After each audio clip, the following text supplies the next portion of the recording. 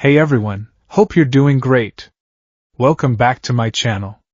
In today's video, we'll dive into what if Deku becomes strong without a powerful quirk and stand up for himself and fights back and got accepted into UA. Smash that subscribe button, and be sure to peek at the description below. Let's begin. The world was not built for men. It was built for gods, and the unfortunate reality of Izuku Midoriya's life was that he was merely a man. The classroom at Aldera Junior High smelled of chalk dust, floor wax, and the distinct, ozone-tinged scent of nitroglycerin. It was a scent that had haunted Izuku since he was 4 years old, a chemical warning sign that usually preceded pain. Since you're all third years, it's time to think seriously about your future, the teacher announced, slapping a stack of papers against the podium. The sound echoed in the sudden silence of the room. I would hand out these career aptitude forms, but... He paused, a smirk tugging at the corner of his mouth. Why bother? I know you all want to go into the hero track, the class erupted. Hands shot into the air, accompanied by a cacophony of flashy quirks. Fingers elongated, eyes glowed, and small objects levitated. It was a display of genetic lottery winners celebrating their luck. Izuku sat still. He kept his head down, his hand gripping his pen so tightly that his knuckles turned white. He didn't cheer. He didn't activate a power he didn't have. He simply stared at the notebook on his desk, titled Hero Analysis for the Future, Volume 13. Hey, teach! The voice cut through the noise like a jagged knife. Katsuki Bakugo leaned back in his chair, his feet resting arrogantly on his desk. Don't lump me in with these extras. They'll be lucky to end up as sidekicks to some D-lister. I'm the real deal. The class turned on him, shouting insults. But Bakugo merely laughed, small explosions popping in his palms. Shut up, extras! I'm going for the top. I'm going to surpass All Might and become the richest, strongest hero of all time. Oh, that's right, the teacher mused, looking at his clipboard. Bakugo, you're aiming for UA High, aren't you? The room gasped. UA was the holy grail of heroism. The acceptance rate was abysmal. And the teacher continued, his eyes sliding uncaringly toward the back of the room, landing on the green-haired boy trying to make himself invisible. Midoriya wants to go to UA, too. The silence that followed was heavier than gravity. It lasted for a single, suffocating heartbeat before the laughter exploded. It wasn't friendly laughter. It was derisive, mocking, a wave of sound that crashed over Izuku. Midoriya? No way. You can't get into the hero course just by studying. He's quirkless. He's totally useless. Izuku's desk rattled violently as an explosion detonated against the surface. He was thrown backward, falling out of his chair and hitting the linoleum floor with a dull thud. Bakugo stood over him, smoke rising from his palm. His red eyes were narrowed, burning with a mix of superiority and irritation. Hey, Deku. You're below the extras. You're quirkless. You're nothing. And you think you can stand in the same ring as me? In the past, Izuku would have cowered. He would have stammered an apology, waved his hands frantically, and tried to de-escalate the situation with self-deprecation. He had spent 10 years perfecting the art of being a doormat. But today felt different. Maybe it was the accumulation of 1,000 days of ridicule. Maybe it was the throbbing headache he'd had since waking up. Or maybe, just maybe, the container that held Izuku's patience was finally developing stress fractures. Izuku pushed himself up to a seated position. He didn't scramble away. He didn't whimper. He looked up, meeting Bakugo's gaze. They got rid of that rule, Kaken, Izuku said quietly. His voice shook slightly, but the words were clear. There's no precedent, but I can still try. Try? Bakugo roared, sparks flying. What can you do? What are you capable of? You're going to die in the exam. Or are you just trying to embarrass me by existing? The class watched, waiting for the beatdown. The teacher went back to organizing his papers, willfully blind to the assault occurring 10 feet away. Izuku stood up. He brushed the dust off his black Gakurin uniform.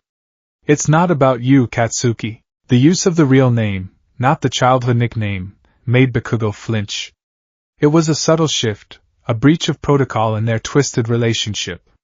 Bakugo's face twisted into a snarl. Get out of my face.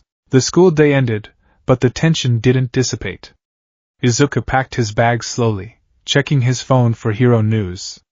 The Mount Lady debut from that morning was already trending. He pulled out his notebook to jot down a few final thoughts on her gigantification quirk, specifically the collateral damage risks in urban environments. As he moved to put the notebook in his bag, a hand snatched it away. "We're not done yet, Deku." Bakugo stood there, flanked by his two lackeys. He held the notebook up, reading the title. "Hero Analysis for the Future?" "Seriously?" He scoffed. "You really are delusional." "Give it back," Izuku said, his voice flat. He reached out, but Bakugo pulled it away. "You know what the problem is?" Bakugo asked, his palms glowing. "You don't know your place." Boom! Bakugo clapped his hands around the notebook. Fire and force sandwiched the cheat paper. When he pulled his hands away, the notebook was charred, black flakes drifting to the floor like dirty snow. Izuku watched the destruction of months of work. He didn't scream. He felt a cold sensation in his chest, like ice water replacing his blood.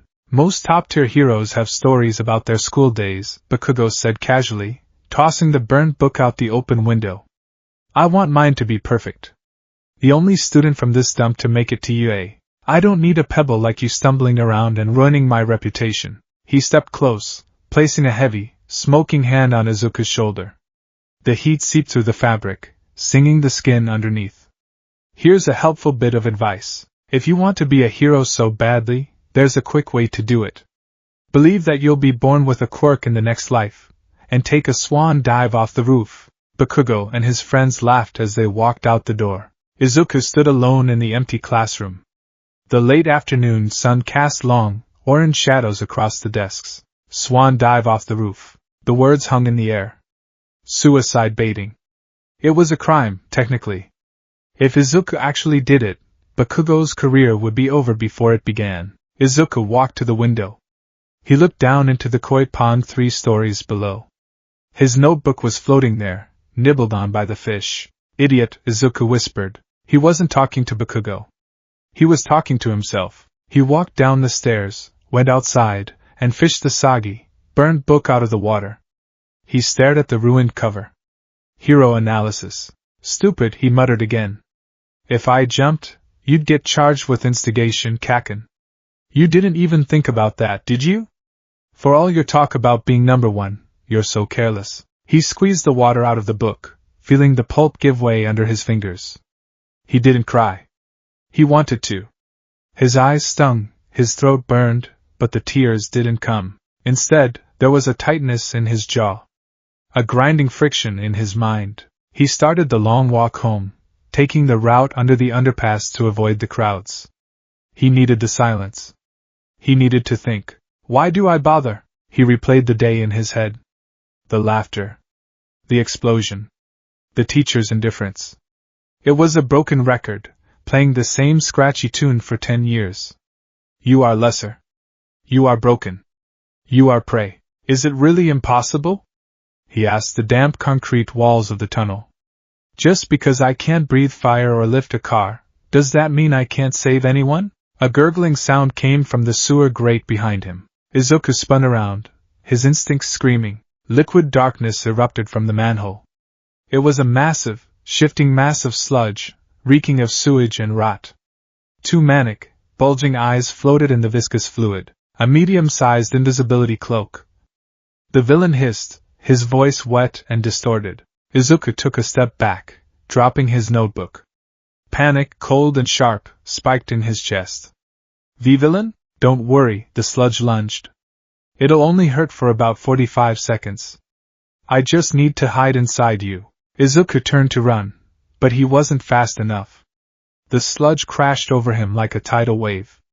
It forced its way into his mouth, his nose, filling his throat with filth. He couldn't breathe. He clawed at the fluid, but it was like trying to grab water. His fingers slipped uselessly through the villain's body. "I'm dying," Izuku realized. The thought was strangely detached. This is it. I'm going to die in a sewer tunnel, killed by a villain whose name I don't even know. "Stop struggling," the villain whispered in his ear, or rather, inside his ear canal. "Thanks for the help, kid. You're a real hero to me." Hero. The word sparked something. Rage. Not fear. Rage. Izuku's vision began to blur. Black spots danced in his eyes. His lungs burned, screaming for oxygen. His strength was fading. No. Not like this. He dug his fingers into the slime, trying to find something solid, something vulnerable. An eye. A tooth. Anything. I won't die as a victim. Just as the darkness threatened to swallow him completely, a clang echoed through the tunnel. The manhole cover flew into the air. Have no fear. The voice was booming, powerful, familiar. It was the voice that played on repeat on Izuku's computer. Why? A massive figure stood at the entrance of the tunnel, silhouetted against the light. Because I am here. The figure moved faster than thought. A blur of blue, red, and yellow. Texas. Smash! The air pressure alone was devastating. A shockwave of pure wind force tore through the tunnel. The sludge villain didn't stand a chance. He was blown apart, splattered against the concrete walls in 1,000 droplets. Izuku was released. He fell to the ground, gasping, coughing up fluid. He sucked in greedy lungfuls of air, his chest heaving. He looked up through tear-blurred eyes. There, standing tall and proud, giving a thumbs up, was the symbol of peace. All Might. The next few minutes were a blur of fanba panic. All Might was collecting the unconscious sludge villain into soda bottles. Izuku was frantically looking for his notebook to get an autograph, only to find that All Might had already signed it. Thank you? Thank you so much. Izuku bowed repeatedly, his earlier nihilism temporarily washed away by the sheer presence of his idol. No need to thank me, my boy. Just doing my job. All Might laughed, a boisterous sound that seemed to vibrate in Izuku's bones. Now, I must be off to the police station. Wait. Izuku stepped forward. Already? Pros are always fighting time and enemies. All Might crouched, his powerful leg muscles tensing. Izuku's heart hammered against his ribs. This was it. The universe had thrown him a bone. He had been saved by the #1 hero. If there was anyone on the planet who could answer the question that had plagued him his entire life, it was this man. Wait, I have to ask you something. Stand back. All Might leaped. He shot into the sky like a rocket. But he wasn't alone. Hey! Let go! I love your enthusiasm, but this is excessive. All Might shouted, looking down at his leg. Izuku was clinging to the hero's cargo pants for dear life, his face rippling from the G-force. If I let go, I'll die. Oh. Good point. All Might grabbed the back of Izuku's uniform, securing him as they soared over the city. They landed on the roof of a nondescript office building, the wind whipping around them. Izuku collapsed onto the gravel roof, his legs shaking. I thought I was going to die. That was very dangerous. All Might scolded. I don't have time for this. I have to go. Wait. Izuku scrambled up. Please. Just one question. All Might paused, his back to Izuku. Steam was beginning to rise from his body. Izuku clenched his fists. He looked at the back of the greatest hero in history. He thought about the doctor who told him he had an extra toe joint. He thought about his mother apologizing to him. He thought about Bakugo's explosions. Can I be a hero? Izuku's voice trembled, then firmed up. Can I be a hero even if I don't have a quirk? The silence on the roof was profound. The wind whistled through the chain-link fence. I have no powers, Izuku continued, the words spilling out faster now. I'm weak. Everyone tells me I can't do it. But I want to save people. I want to be like you. I want to save people with a smile and show them that there's hope. So, can I?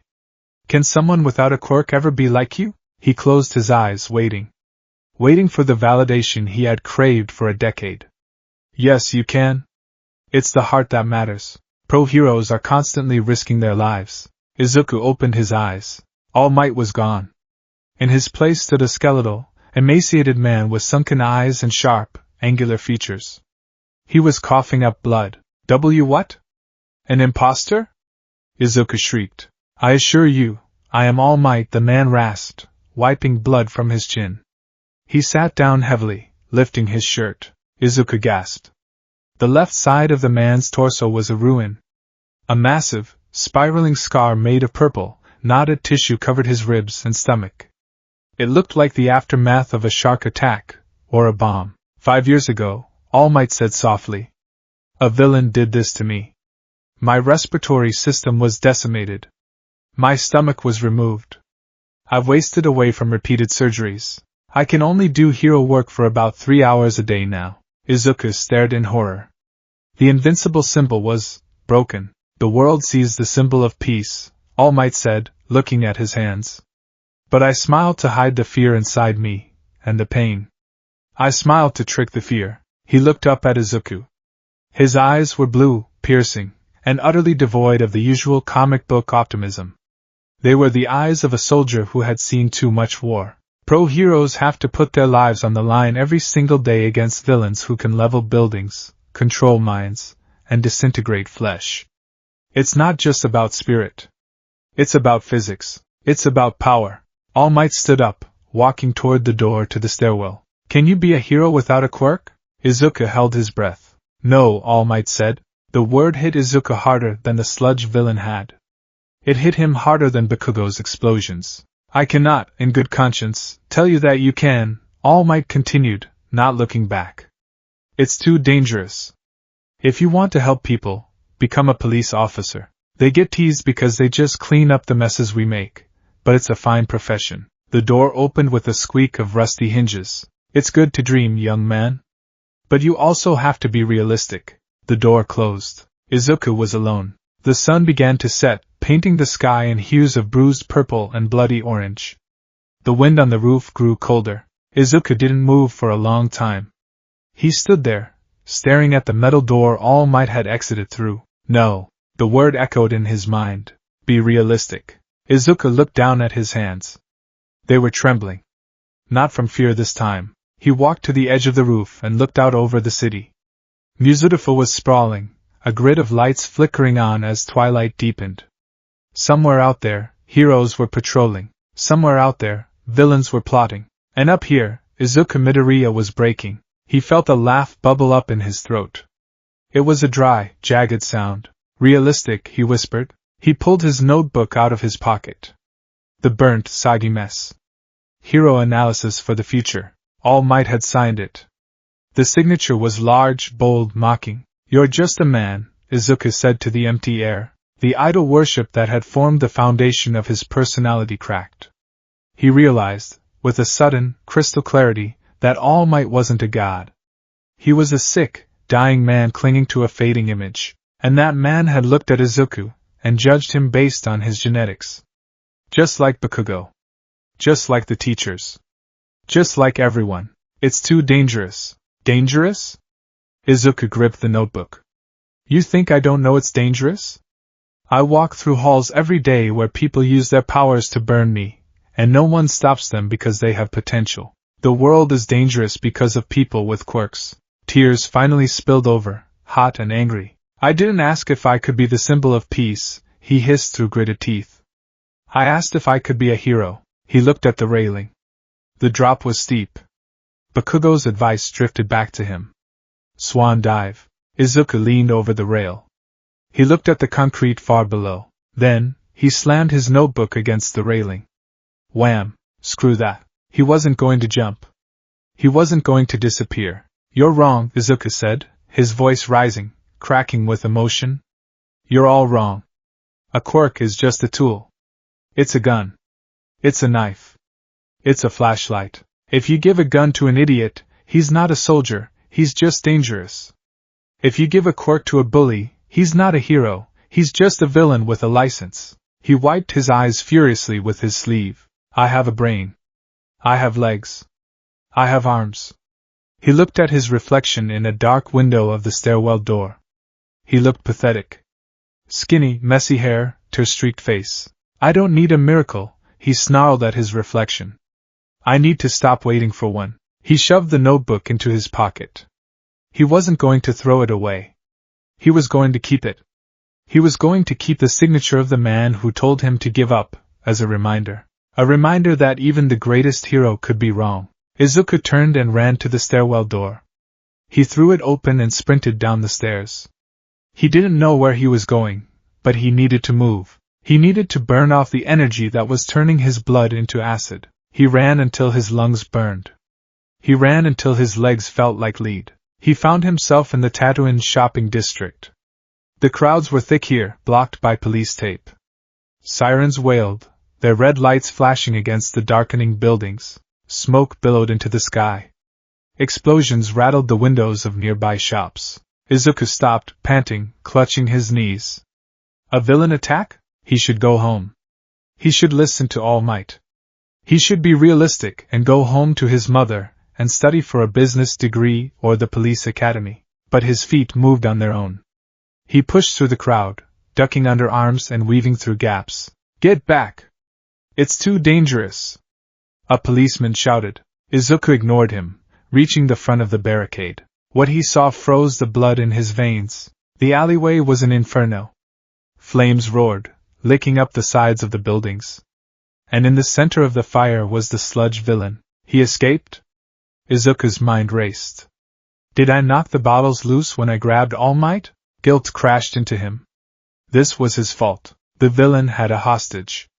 He was using the hostage's quirk to cause the explosions, keeping the heroes at bay. Izuku looked at the heroes. Death Arms, a hero with super strength, was standing back, shielding his face from the heat. I can't get close. I'll get blown apart. Kamui Woods was hesitating. Fire is my weakness. I can't bind him. Empty Lady was standing outside the alley. I can't grow here. I'd crush the buildings. They were standing there. Watching. Waiting. Why aren't they moving? Izuku thought, his analytical mind kicking into overdrive despite the panic. They're waiting for someone with the right quirk to show up. They'd become so dependent on favorable matchups that they've forgotten how to problem solve. The flames parted for a second, revealing the hostage. Izuku stopped breathing. It was Bakugo. The sludge was forcing itself down Bakugo's throat. Bakugo was thrashing, unleashing explosions that only fed the chaos. But his eyes, Bakugo's eyes found Izuku in the crowd. They weren't angry. They weren't arrogant. They were terrified. They were screaming for help. Be realistic. It's too dangerous. You're quirkless. Izuku looked at the heroes. They were doing nothing. He looked at Bakugo. He was dying. Something in Izuku snapped. It wasn't the clean break of a bone. It was the shattering of a chain. The fear was still there, but it was buried under a landslide of pure, unadulterated fury. Fury at the villain. Fury at the useless heroes. Fury at himself for wasting so much time. Izuku ducked under the police tape. Hey! You! Stop! Death Arms shouted. Izuku didn't stop. He sprinted. He didn't have a plan. He didn't have a power.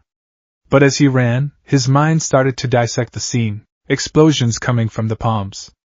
Sludge body is fluid, shifting. Weakness eyes. Mouth. Solidity. The heat was intense. It singed his eyebrows. The sludge villain saw him coming. You again? You little pest! The villain raised a tendril to smash him. Izuku didn't break. He didn't flinch. He remembered his notes. Sludge is viscous. It takes time to reshape. Kaken! Izuku screamed. He slipped his backpack off one shoulder. He swung it with all the momentum of his sprint. He didn't aim for the body. He aimed for the only thing that looked solid. The heavy bag, filled with textbooks and the weight of his crushed dreams, sailed through the air. The corner of a hardcover math book connected squarely with the villain's bulging left eye. GAH. The villain recoiled, his fluid form rippling in pain. The hold on Bakugo loosened for a fraction of a second. Bakugo gasped, sucking in air. Izuku didn't stop. He slid on his knees across the pavement, ignoring the way the asphalt shredded his pants and skin. He reached into the sludge. What the hell are you doing here? Bakugo rasped, his voice wrecked. Izuku grabbed Bakugo's collar.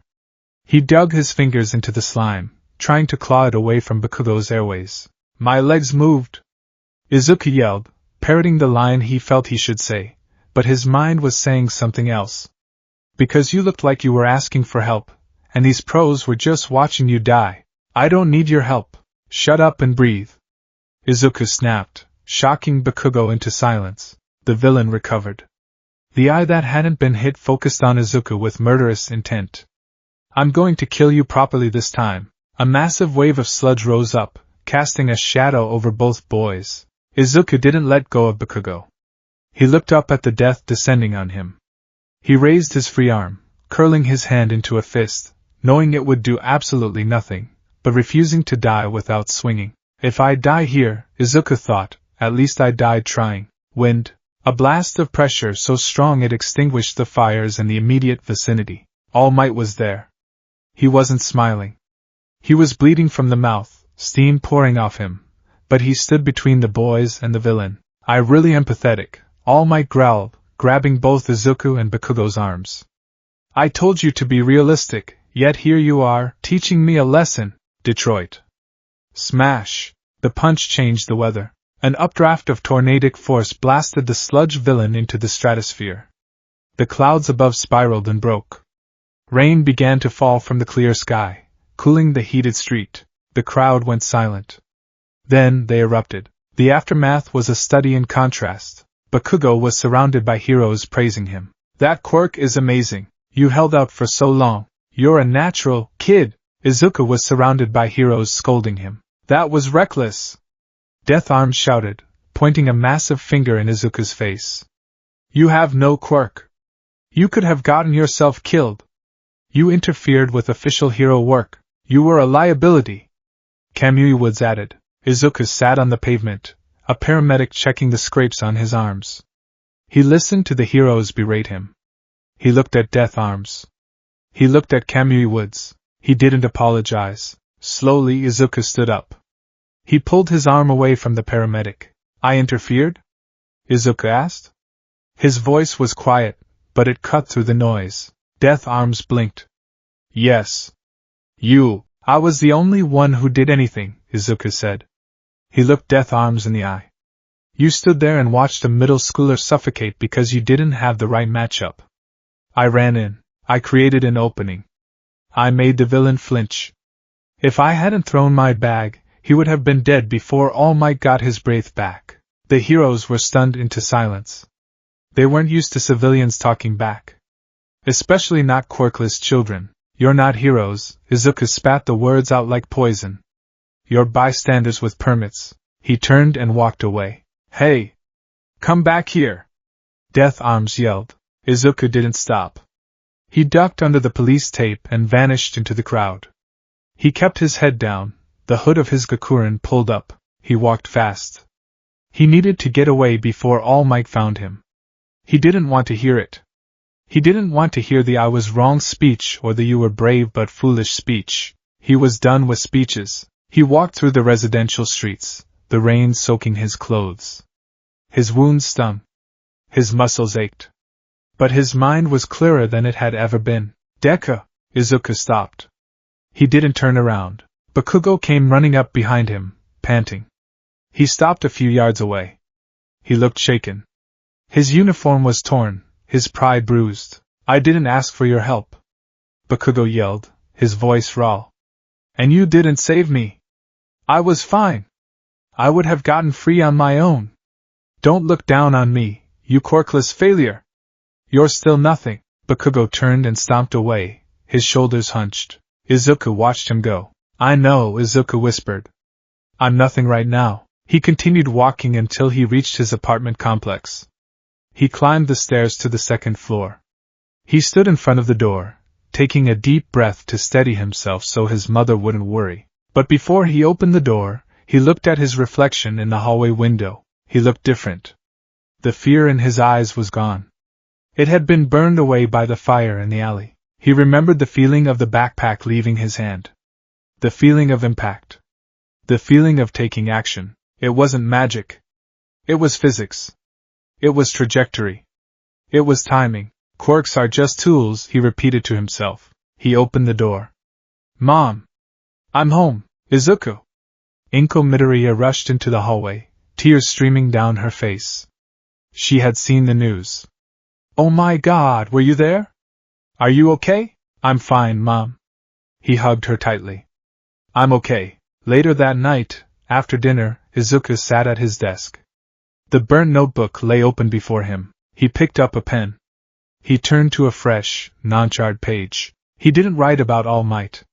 He didn't write about Empty Lady. He wrote, Project Deku. Objective, UA High School.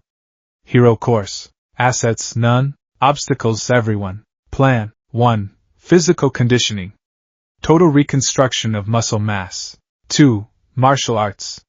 Focus on utilizing opponent's strength against them. Judo/Aikido. 3. Analysis. Shift focus from how cool is this quirk to how do I neutralize this quirk. 4. Weapons. If I don't have claws, I'll build them. He stared at the page. All Might had said no. The world had said no. Reality said no. Izuku gripped the pen until the plastic casing cracked. Watch me. He stood up and pushed the chair back. He dropped to the floor. 1. He pushed himself up. His arms shook. He was weak. He was skinny. He was nothing. 2. He had 10 months until the entrance exam. 10 months to turn a victim into a weapon. 3. Sweat dripped onto the floor. The breaking point hadn't broken him. It had forged him. 4. Izuku Midoriya continued to count into the night. The hero worship was dead. The hero was just being born. The Monday morning following the sludge villain incident, the halls of Aldera Junior High felt different. The air was the same, stale, recycled, and smelling faintly of floor wax, but the atmosphere had shifted. The whispers that usually trailed behind Izuku Midoriya like a bad smell were gone, replaced by a heavy, confused silence. News of the incident had spread. While the media had focused on All Might's weather-changing smash and the explosive potential of the hostage, the students of Aldera knew the truth. They had seen the cell phone footage recorded by bystanders before the pros pushed the crowd back. They had seen the quirkless kid run in when the pros stood still. Izuku walked through the corridor, his gaze fixed straight ahead. He wore his uniform with a new kind of rigidity. His back was straight, his shoulders squared. The slouch, that distinctive please don't notice me curve of the spine that had defined him for a decade, was gone. He reached his classroom door. He paused, his hand hovering over the handle.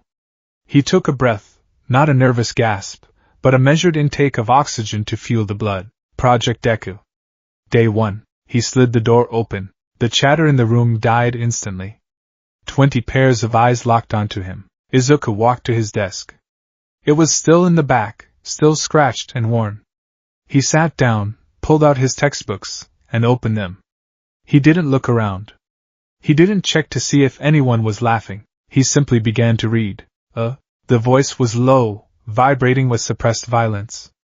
A shadow fell across Izuku's desk. Izuku didn't look up. He continued to read a paragraph about the chemical composition of high-grade adhesive polymers. Don't ignore me, you damn nerd. Explosions popped. A hand slammed onto the desk, scorching the wood just inches from Izuku's elbow. Izuku stopped reading. He slowly closed the book. He turned his head, looking up into the seething red eyes of Katsuki Bakugo. Bakugo looked terrible. There were faint bandages peeking out from under his collar, burns from the sludge that hadn't fully healed. But his ego seemed to be bruising worse than his skin. He was vibrating with a mixture of humiliation and rage. You think you're hot stuff now? Bakugo hissed, leaning in close. You think because you pulled a suicidal stunt you can look down on me? You think you saved me? The class held its breath. This was the ritual. Bakugo screamed. Izuku cowered. Order was restored. I didn't think I saved you, Katsuki, Izuku said. His voice was calm. It wasn't the trembling whisper of yesterday. It was the flat, monotone voice of someone reciting a fact. I know I didn't. All Might saved you. Bakugo flinched, his teeth baring. That's right. All Might. You just got in the way. You made me look weak. I made you look weak? Izuku repeated. He finally turned his body fully toward Bakugo. You were suffocating. You were thrashing. The heroes were watching you die because they were scared of your quirk causing collateral damage. I didn't make you look weak. The situation did. Bakugo's hands sparked violently. Shut up. You're a pebble. A quirkless, useless pebble. You should have stayed on the sideline with the other extras. Izuku stood up. The movement was abrupt. Bakugo took a half step back, purely out of surprise. Izuku didn't loom over him, Bakugo was taller, but Izuku held his ground. He stepped into Bakugo's personal space, violating the unspoken treaty of fear that had existed between them since age 4. I moved, Izuku said softly. Ha! I moved when you couldn't, Izuku said, locking eyes with him. Call me Deku if you want. Call me useless. But yesterday, in that fire, I was the only one who moved. I'm done being your punching bag, Katsuki. I have work to do. Izuku sat back down and reopened his book. Bakugo stood there, frozen. His brain couldn't process the input. The script had been flipped so violently that he didn't know the next line. He raised a hand, his palm crackling, ready to blow Izuku out of his chair. Bakugo, sit down, the teacher called out from the doorway, looking bored but sensing the volatility. Homeroom is starting. Bakugo trembled. He glared at the back of Izuku's head, his breath hitching in his throat. This isn't over, he whispered, a promise of pain. Izuku didn't respond. He was already taking notes on polymers. He didn't care if it was over or not. He had calculated the odds of a physical altercation and decided that, for now, the teacher's presence was a sufficient deterrent. He had started his analysis of the world, and for the first time, he was analyzing his own life with the same cold detachment he used on heroes. Dagoba Municipal Beach Park. 4:30 p.m. The stench was the first thing that hit him. It was a cocktail of rotting seaweed, rusted metal, wet cardboard, and despair. Mountains of trash stretched along the coastline, a monument to the city's laziness. Izuku stood at the top of the concrete steps, looking down at the wasteland. He wore a gray tracksuit he had bought from a thrift store, steel-toed work boots, and thick gardening gloves. He wasn't here because All Might told him to be. He hadn't seen All Might since the roof. He was here because he had done the research. He needed muscle. Fast. But he couldn't afford a gym membership, and calisthenics in his bedroom wouldn't provide the resistance training he needed to tear down his muscle fibers and rebuild them thicker. He needed heavy things to lift, drag, and throw. Dagoba Beach was a free gym. He pulled a folded piece of paper from his pocket. It wasn't the American dream plan. It was a spreadsheet he had created himself after 3 nights of scouring bodybuilding forums, kinesiology textbooks, and hero training blogs. Phase 1, Foundation. Focus, core strength, grip strength, posterior chain. Izuku walked down the stairs. He approached a rusted refrigerator that was half buried in the sand. Okay, he muttered. Physics. He didn't just grab it and pull. He walked around it. He kicked the sand away from the base. He estimated the weight distribution.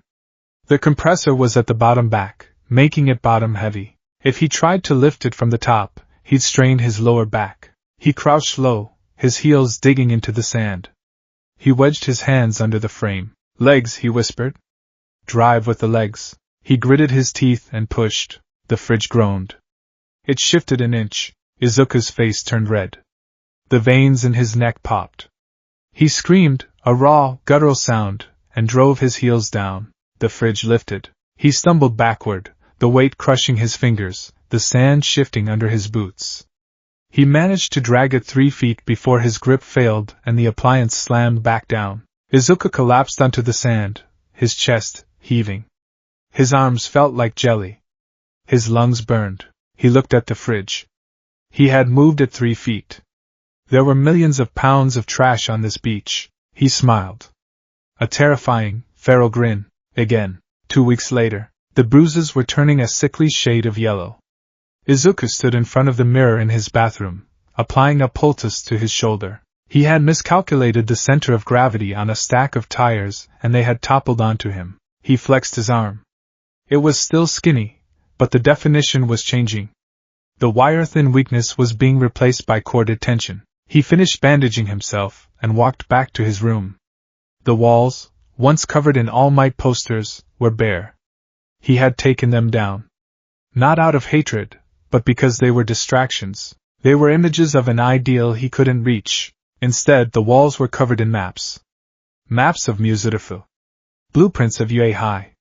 Diagrams of the human body highlighting pressure points and major arteries. He sat at his desk. A stack of notebooks sat to his left. The Charred Hero Analysis Volume 13 was in a drawer, retired. On the desk was a new notebook. Black cover. No number. Title, Countermeasures. Izuku opened it.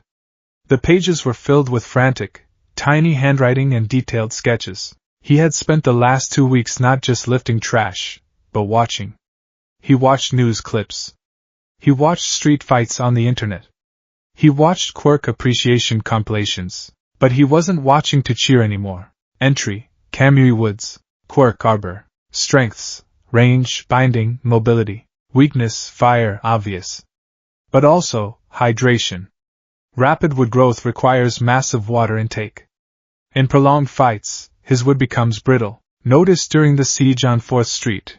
After 12 minutes of continuous usage, his lacquered chain prison had microfractures. Counter-strategy. If fighting in an urban environment, denial of water sources. Use desiccants? Or simply outlast him. His joints are vulnerable during the transformation phase. A targeted strike to the knee while the wood is expanding could cause internal splintering. Izuku stared at the words. Internal splintering. It was brutal. It was cruel. It was necessary. If he was going to fight villains who could level city blocks, he couldn't play fair. He couldn't trade punches. He had to dismantle them. He had to be a surgeon with a sledgehammer. He turned the page. Entry, empty lady. Counter-strategy, center of gravity. At that size, the square cube law is her enemy. The ankles endure massive stress. Trip wires? Low-friction lubricants on the road? He closed the notebook. Analysis was good. Physical strength was good. But he was missing something. He remembered the feeling of Bakugo's arm in his hand during the sludge incident.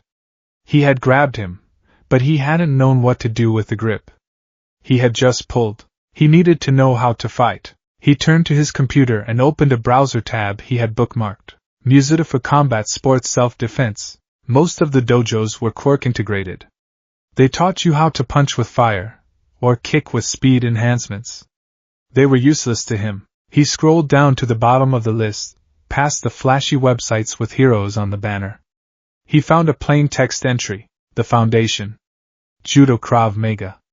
No quirks. No nonsense. Asked for Gunhead, retired.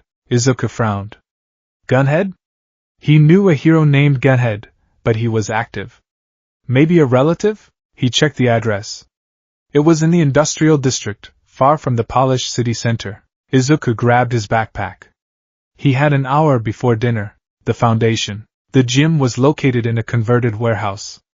The windows were painted over. The sign above the door was peeling. Izuku pushed the door open. The smell of sweat, old leather, and liniment oil washed over him. It was a smell of hard work. The interior was sparse. Mats covered the floor.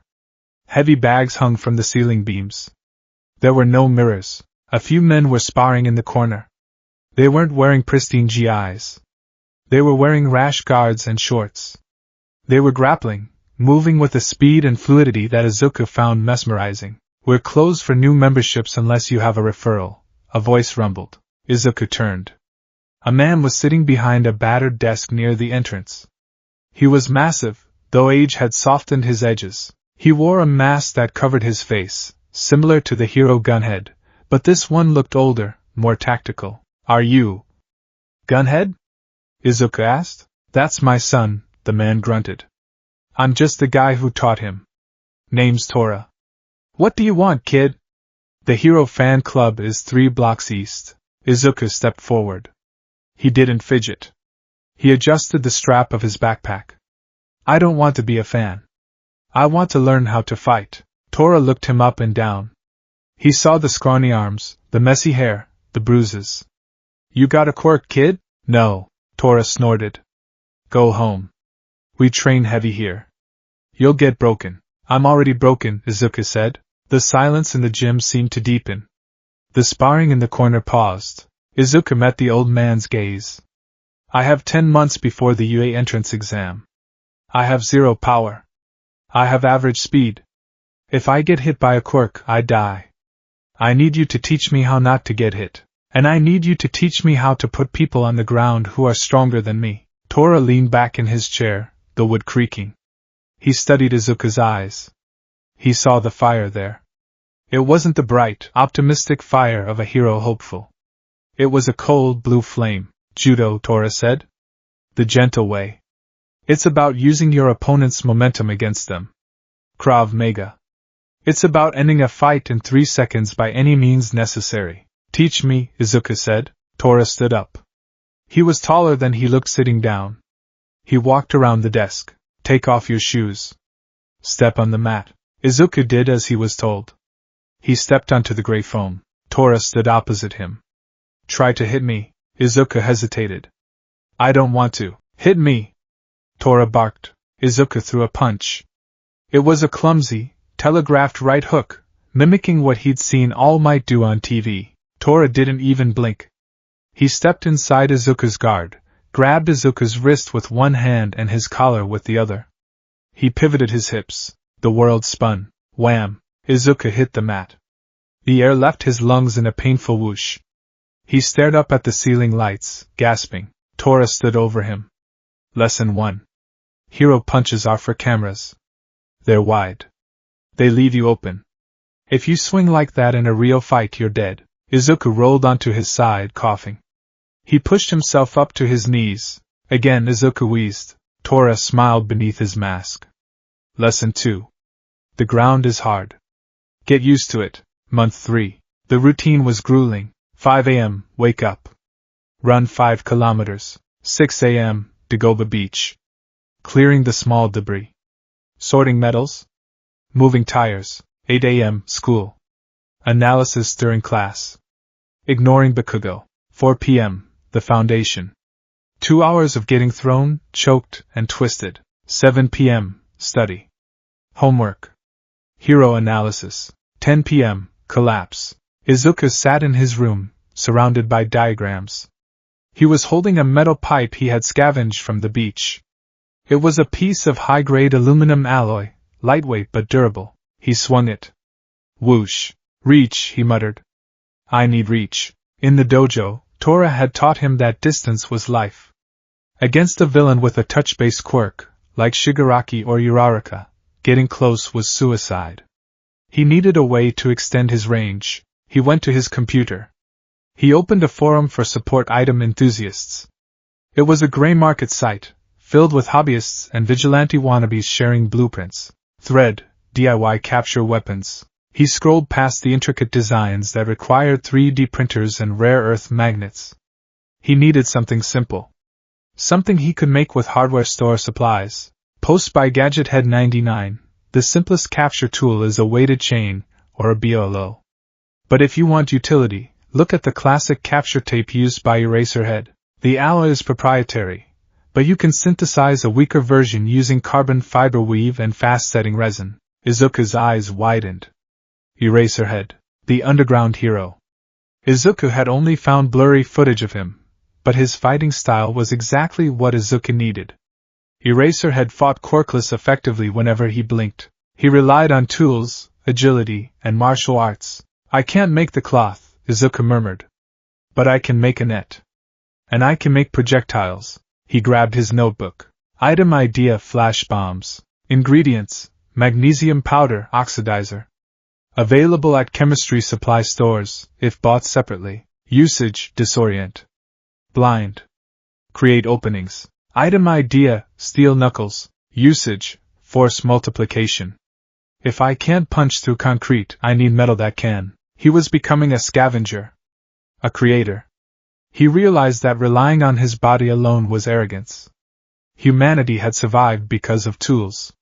He would become the ultimate tool user. Month 6. Midoriya. The PE teacher blew his whistle. You're up for the long jump. The class watched. They had stopped making fun of him months ago. Now, they just watched with a mixture of confusion and wariness. Izuku had changed physically. His uniform was tight around the shoulders. His hands were rough, covered in calluses and small scars. But it was his eyes that unsettled them. He dissected everyone he looked at. Izuku stepped up to the line. He didn't use a quirk. He crouched, visualizing the mechanics of the jump. Explosive power from the glutes. Swing the arms. Tuck the knees. He launched himself. He flew. He landed in the sand pit. 5.8 meters. Whoa, someone whispered. Without a quirk? Bakugo stood in the line, his fists clenched. He had watched Izuku transform. He had seen the way Izuku moved in the hallways, silent, efficient, like a cat. He's just working out, Bakugo muttered to his lackeys. It doesn't matter. Muscles don't stop explosions. But Bakugo knew, deep down, that Izuku was planning something. He wasn't just working out. He was preparing for war. After school, Bakugo followed him. He wanted to know where the nerd went every day. He trailed him to Dagoba Beach. Bakugo stood at the top of the stairs and froze. The beach was half empty. The mountain of trash that had been there for years was receding. In the center of the clearing, a shirtless Izuku was dragging a rusted truck chassis across the sand. He had a thick rope wrapped around his chest. He was digging his boots into the sand, his back muscles rippling and bunching like steel cables. He was roaring with effort, a primal sound of exertion. Bakugo watched as Izuku dragged the chassis 10 meters, then collapsed, gasping for air. Then, impossibly, Izuku stood up, walked back, and started doing pull-ups on a protruding metal bar of the truck frame. What the hell? Bakugo whispered. He saw the notebook lying on a nearby rock. He quietly walked down, sneaking up while Izuku was focused. He picked up the book. It wasn't hero analysis. It was titled The Exam. Bakugo flipped it open. Page 45, Anti-Bakugo Stratagems. 1. The right hook. He leads with it 80% of the time. It's an ego swing. Step inside the arc shoulder throw, see nage. 2. Sweat dependency. If the weather is cold, his ignition time is slower. Use liquid nitrogen or CO2 extinguishers. 3. Psychological. He fights angry. Make him angrier. He loses precision when he loses his temper. Bait him. Bakugo's hands shook. He wasn't reading the ramblings of a fandom. He was reading the battle plans of an enemy general. Izuku dropped from the bar. He turned around, wiping sweat from his face. He saw Bakugo holding the book. Izuku didn't panic. He didn't stutter. He walked over, his chest heaving, his eyes locking onto Bakugo's. Give it back. You're planning to fight me? Bakugo asked, his voice low. I'm planning to win, Izuku corrected. Against everyone. You're just one person on the list. Bakugo threw the book into the sand. You'll die. The entrance exam uses robots. Giant ones? How are you going to judo throw a robot, Deku? Izuku picked up the book and dusted it off. I'll figure it out. You're crazy, Bakugo spat. But he didn't attack. He looked at Izuku's scarred hands, the sheer density of muscle on his frame, and for the first time, Bakugo felt a flicker of doubt. Don't get in my way. Then don't stand in mine, Izuku replied. Month 9. The foundation was quiet. It was late. Izuku was sparring with Tora. But this time, Tora wasn't holding back as much. Tora lunged, a massive paw swipe aimed at Izuku's head. Izuku didn't block. Blocking against a larger opponent was a good way to break a bone. He ducked, slipping under the arm. He grabbed Tora's belt and his sleeve. Leverage. Fulcrum. Izuku drove his hip into Tora's midsection and twisted. It wasn't perfect. Tora was heavy. But Izuku's legs, built from dragging trucks through sand, fired like pistons. Tora's feet left the mat. The giant man flipped over Izuku's hip and slammed onto his back. Thud. Izuku immediately followed up, dropping his knee onto Tora's solar plexus and locking his arm in a Jujigatami, armbar. Tap, Izuku hissed. Tora tapped the mat. Izuku released him and rolled away, breathing hard. He lay on his back, staring at the ceiling. I did it, Izuku whispered. Tora sat up, rubbing his elbow. He chuckled, a deep, gravelly sound. You did. You're a vicious little rat, Midoriya. Is that a compliment? In this world? It's the highest one I can give. Tora stood up and offered a hand. Izuku took it. You're ready, Tora said. Your form is ugly. Your style is a mess of judo, dirty street fighting, and whatever parkour garbage you learn on YouTube. But it works. Tora walked to the back of the gym and opened a locker. He pulled out a box. Here. A graduation gift. Izuku opened the box. Inside was a pair of combat boots. They were black, reinforced with steel plating on the shins and toes, with thick, shock-absorbing soles. Weighted, Tora explained. And magnetic soles. Weak magnets, but enough to help you stick to metal surfaces if you're climbing. Also, the toes are tipped with tungsten carbide. You kick a villain in the shin with those, their leg breaks. Izuku ran his hand over the leather. Thank you, Sensei. Don't thank me. Just don't die. Month 10. The final day, the morning of the UA entrance exam, Izuku stood at Dagoba Beach. The sun was rising over the ocean, painting the water in gold. The beach was unrecognizable. The mountains of trash were gone. The sand was pristine, white and clean. The horizon was visible for the first time in years. In the center of the beach, where the largest pile of debris had once stood, was a pyramid of metal.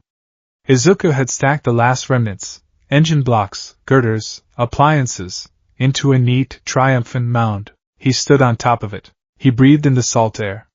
His lungs expanded fully, no longer constricted by the smell of decay. He looked at his reflection in the side of a polished toaster he had placed at the peak. The boy looking back wasn't Deku. His jawline was sharp. His neck was thick. His eyes were focused, analytical, cold. He wore his black middle school uniform, but it strained at the seams. Underneath, he wore the combat boots Tora gave him, and a utility belt he had fashioned himself. In the pouches of the belt, a spool of high-tensile wire, a bag of marbles, simple, effective against friction, 2 flash bombs, homemade, a collapsible metal baton, extended from a handle, a small first aid kit. He jumped down from the pile, landing silently in the sand. He picked up his backpack. All Might said be realistic, Izuku said to the waves. He clenched his fist. Reality is what you make it. He turned his back on the ocean and began the walk to the train station. He walked past the park where he used to cry. He walked past the alley where he fought the sludge villain. He walked past the billboard of the newest top hero. He didn't stop. He arrived at the gates of UA High. The massive glass structures glittered in the sun. The H-shaped main building loomed like a fortress. Hundreds of students were walking in. Some were nervous. Some were confident. Quirks were on display everywhere, wings, tails, floating objects. Izuku walked through the gate. He didn't look up in awe. He scanned the perimeter. Security cameras, every 20 meters. Overlapping fields of view. Wall height, 4 meters. Climbable. Student demographic, mostly untrained civilians relying on genetic gifts. He felt a hand on his shoulder. Get out of my way, Deku. Bakugo walked past him, bumping his shoulder hard. Don't trip on the starting line. Izuku didn't stumble. He barely moved. He watched Bakugo walk away. Good luck, Katsuki, Izuku whispered. You'll need it. He took the first step onto the campus. The exam was about to begin. And for the first time in history, a quirkless boy wasn't entering the arena to be saved. He was entering to hunt. The gates of UA High School towered over the students like the entrance to Olympus. They were gold, blue, and impossibly tall, a barrier designed to separate the mundane from the extraordinary. To most of the hundreds of teenagers gathering on the pavement, these gates represented a dream.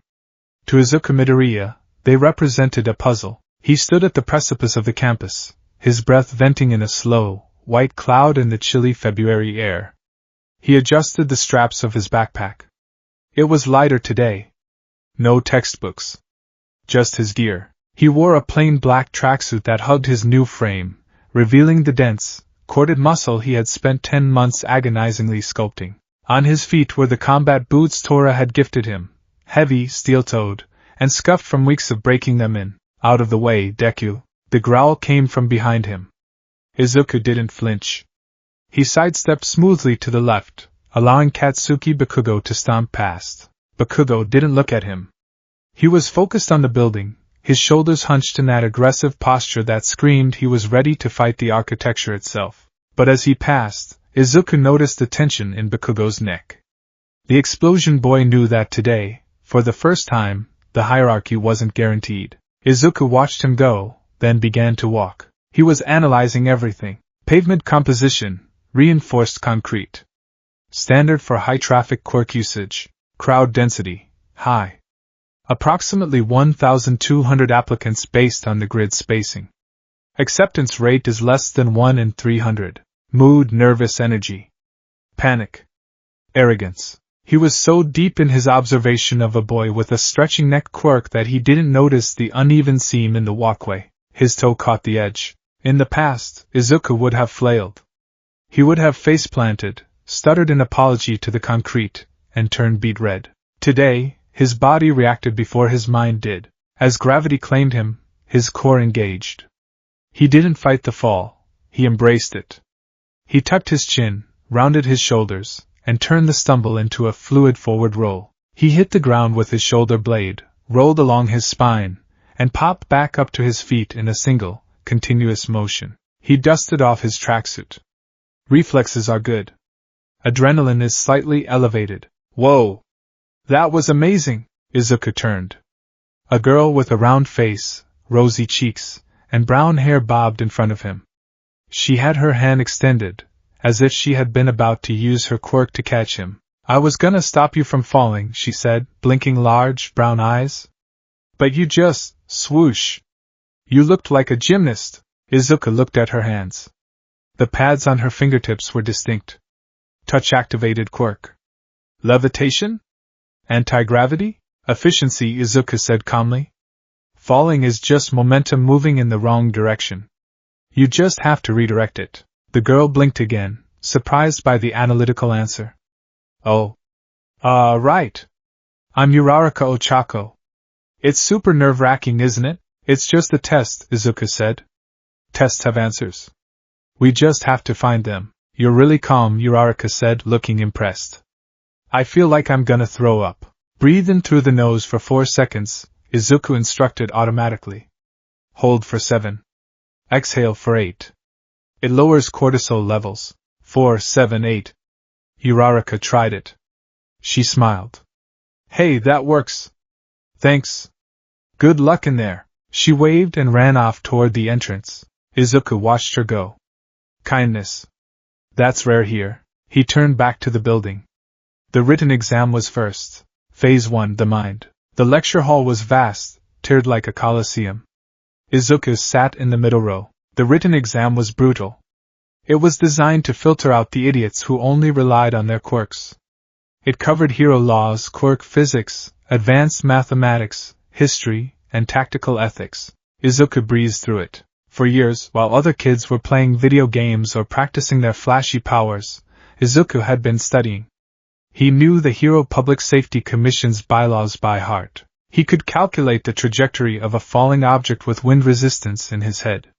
He knew the melting points of every common alloy used in villain support gear. He finished the exam with 20 minutes to spare. He spent the remaining time reviewing his answers, correcting a decimal point on a question regarding the kinetic force required to stop a runaway train without killing the passengers. When the pencils were put down, he felt a grim satisfaction. That was the easy part, the orientation. Everybody say hey. President Mick's voice boomed through the auditorium, amplified by his quirk to ear-splitting levels. Silence greeted him. Tough crowd, tough crowd. The pro-hero shouted, unbothered. All right, examinees. Let me give you the rundown on the practical exam. Are you ready? Izuku sat quietly, his eyes fixed on the screen behind the hero. You'll be conducting 10-minute urban mock battles. Mike announced. You can bring whatever you want. After this presentation, you'll head to your specified battle centers. Izuku looked at his card. Battle Center B. He glanced to his right. Bakugo was sitting there, looking at his own card. Center A. TCH, Bakugo scowled. They split us up so we can't work together, or so we don't kill each other, Izuku muttered. Bakugo shot him a glare, but said nothing. 3 types of foe villains are stationed in each battle center. Mike continued. The screen displayed silhouettes of robots. You earn points based on their difficulty level, 1-pointer, 2-pointer, and 3-pointer. Your goal? Use your quirks to disable these foe villains and rack up a high score. Izuku narrowed his eyes. Use your quirks.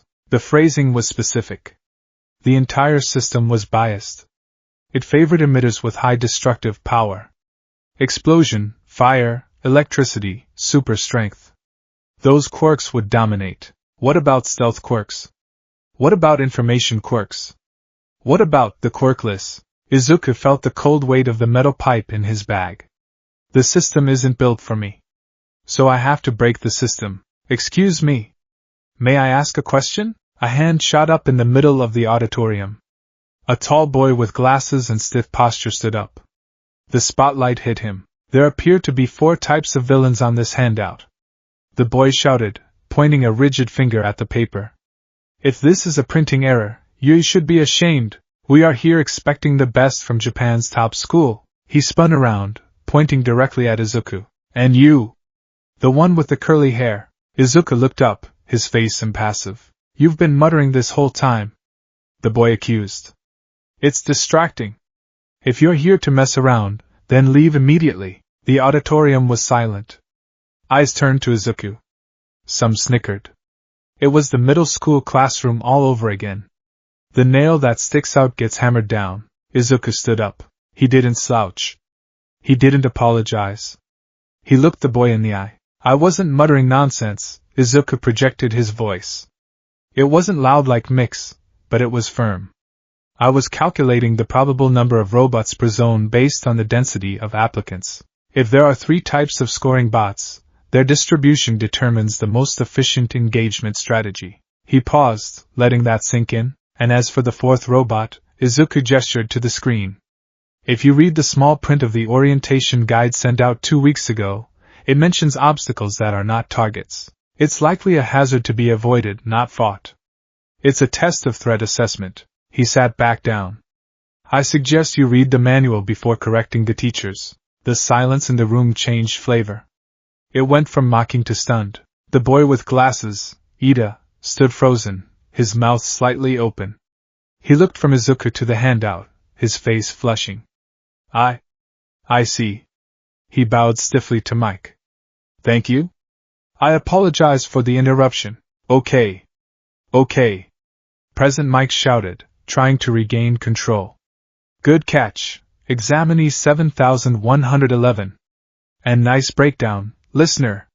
That 4th robot is indeed the 0-pointer. Think of it like a hurdle in a video game. It's huge, it's scary, and it's worth 0 points. My advice? Run away. The presentation ended. Izuku grabbed his bag. He could feel eyes on him. He didn't care. Battle Center B. The bus ride was tense. Izuku sat near the back, checking his gear. He stood before the massive gates of the mock city. It was an impressive construct, a fake urban sprawl with concrete buildings, paved roads, and streetlights. He began to equip himself. From his bag, he pulled out his utility belt. He buckled it tight around his waist. He strapped shin guards over his combat boots. He pulled on a pair of fingerless tactical gloves with reinforced knuckles. Finally, he took out his weapon. It wasn't a sword or a gun.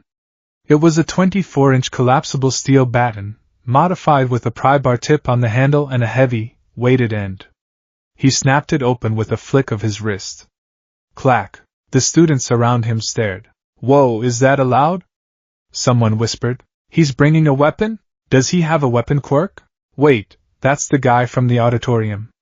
The one without a quirk. The whispers grew louder. Quirkless? Seriously? He's gonna get crushed. Is this a joke?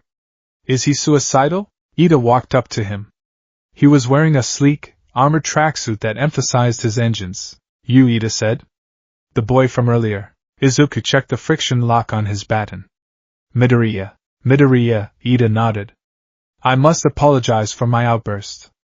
Your analysis was sound. However, he looked at the baton. Are you truly planning to fight giant robots with a steel pipe? This exam is dangerous. If you have no quirk, you are a liability to yourself and others. Izuku looked up. A liability? If the pros have to save you, you're taking away their attention from the test, Ida said sternly. It's arrogant. Izuku stepped closer to Ida. He was shorter, but his presence was denser. You have engines in your legs, Izuku said quietly. That makes you fast. But if you strip a gear, you can't walk. I don't have engines. I have nothing to break. I am not a liability, Ida. I am a variable you haven't accounted for. Before Ida could respond, President Mick's voice screamed from the top of a watchtower. And start. The students froze. They looked at the tower, confused. Was there a countdown? A siren? Izuku didn't wait. The moment the word start left Mick's lips, Izuku exploded into motion. He launched off his back foot, his boots digging into the pavement. He sprinted through the opening gates while the other students were still blinking. What are you waiting for? Mike yelled. There are no countdowns in real battles. Go! Go! Go! That kid is already leaving you in the dust, the panic set in. The mob surged forward, but Izuku was already gone. The hunt. Izuku turned the first corner onto a wide avenue. Target acquired. A one-pointer. It was a wheeled drone, about 6 feet tall, armed with rubber bullet cannons. It swiveled its head, the red lens glowing. Target detected, the robot droned. Eliminating. It rolled forward, gaining speed. Izuku didn't slow down. He analyzed the design in a split second. Single wheelbase. Gyroscopic stabilization. High center of gravity. Exposed wiring behind the neck joint. The robot fired. Bang! Bang! Izuku slid. He dropped to his knees, his reinforced shin guards sparking against the asphalt. The rubber bullets whizzed over his head. He slid right under the robot's outstretched arm. As he passed, he swung his baton upward with 2 hands. He didn't aim for the armor. He aimed for the gap in the wheel well. Crunch! The steel bar jammed into the axle. The robot's momentum did the rest. The wheel locked up instantly. The robot's upper body kept moving at 30 miles per hour. It flipped. The machine slammed face first into the concrete with a sickening crunch of metal. The chassis buckled. The red light flickered and died. 1 point. Izuku rolled to his feet, retrieving his baton with a sharp yank. It was bent slightly, but still functional. Too slow, he muttered. He scanned the street. He heard explosions in the distance. The others were catching up. He needed to be faster. He couldn't overpower them. He had to outthink them. He spotted a 2-pointer, a scorpion-like walker, climbing a building. Izuku ran to the fire escape. He leaped, catching the bottom rung. He pulled himself up, vaulting over the railing. He climbed the metal stairs 2 at a time. The 2-pointer was focused on a student below, a guy with a laser navel. Izuku reached the roof. He sprinted to the edge. The robot was clinging to the wall 5 feet below him. Izuku reached into his belt pouch. He pulled out a handful of small, shimmering spheres. Tora's lesson for friction is a suggestion. He dropped the bag of high-grade industrial ball bearings onto the ledge where the robot's rear claws were gripping. The robot shifted its weight to fire. Its rear claws hit the marbles. Scritch. 0 traction. The robot's rear slipped. It scrabbled for purchase, but metal on marbles was a losing game. It fell backward, tumbling 2 stories and crashing onto a 3-pointer that was emerging from an alley. Crash. Both robots sparked and ceased movement. 5 points. Improvisation, Izuku whispered. He kept moving. He was a ghost in the machine. While other students stood in the middle of the street blasting fire and ice, Izuku was in the shadows, in the air, in the blind spots. He used a roll of high-tensile capture wire to clothesline a 1-pointer that was chasing a girl with invisible arms. He used a flash bomb to blind the sensors of a 3-pointer, then scrambled up its back like a spider, jamming his pry bar into the CPU access panel on its neck and ripping the motherboard out. 28 points. His lungs burned. His muscles screamed. But his mind was cold. More. I need more. He turned a corner and saw Mineta, the small purple boy, cowering behind a trash can as a 2-pointer loomed over him. Help! Mineta screamed. Izuku didn't hesitate. He picked up a loose manhole cover from the street. Thank you, Dagoba training, and spun. He threw it like a discus. The heavy iron disc sailed through the air. It didn't decapitate the robot, but it smashed into its sensor array, shattering the glass face. The robot reeled back, blinded, firing wildly into the air. Izuku sprinted past Mineta. Run! He slid between the robot's legs, drew his baton, and smashed the hydraulic knee joint from behind. The robot collapsed. 30 points. The observation room. In a dark room filled with monitors, the staff of Yui watched the chaos unfold. This year's batch is spirited, Midnight purred, watching a student blow up a building. There's a lot of raw power, Cementos agreed. But power isn't everything. Nizu, the principal, sat in the center chair, sipping tea. His beady black eyes were fixed on one specific screen. What do we think of examinee 2234? Nizu asked. On the screen, Izuku was currently wall running along an alleyway to dropkick a drone out of the air. The quirkless one, Aizawa murmured from the back of the room, his eyes narrowed. He's not using raw power. He's dismantling them. He's targeting weak points, Vlad King noted, impressed despite himself. Axles, sensors, joints? He knows the schematics. Did he hack our files? No, Nizu chuckled. He just understands anatomy. Even mechanical anatomy. Look at his movement. No wasted energy. He doesn't fight the robots. He lets gravity and physics fight them for him. But he has no firepower, All Might said. The skeletal man was leaning against the wall, watching intently. He's racking up points, but he's slowing down. Fatigue is setting in. Without a quirk to bolster his stamina, he's hitting the human limit. The human limit is higher than you think, Aizawa muttered. Well, Nizu smiled, his paw hovering over a big red button. Let's see how he handles true despair. Click. The 0-pointer. The ground shook. It wasn't a vibration. It was an earthquake. Izuku stopped, wiping sweat and grease from his forehead. He was at 45 points. It was a solid score, maybe enough to pass, maybe not.